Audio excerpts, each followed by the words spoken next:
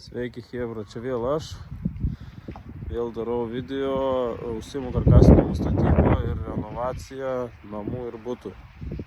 Norėjau dar vieną video padaryti, parodyti, atvažiavau į naują objektą, parodyti, ką pradėsim daryti, renovuosim.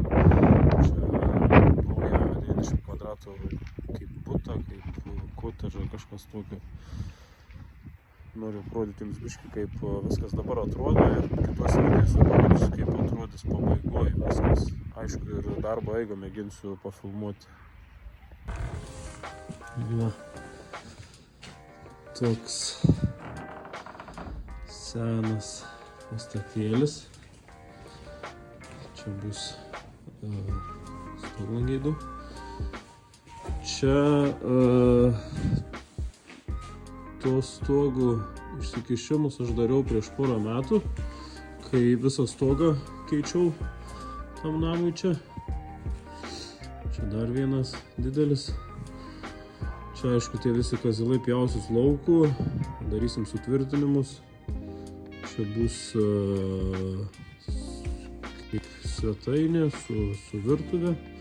Toj visoj zonoj čia.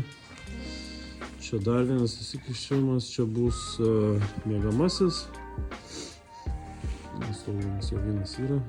Čia bus dar vienas kambariukas toj vietoj. Čia bus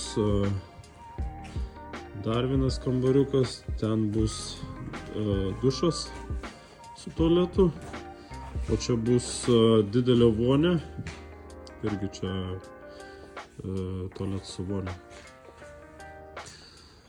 Nu ir mėginsiu pafilmuoti visą darbo eigą, kaip čia viskas vyks, nes čia darysiu pilnai viską, nuo pradžių iki galo, iki baldų sunešimų, iki kol žmogus galės gyventi. Čia pilnai reikės viską įrengti. Tikiuosi patiks video, palaikinkit, pakomentuokit ir iki kitų susitikimų.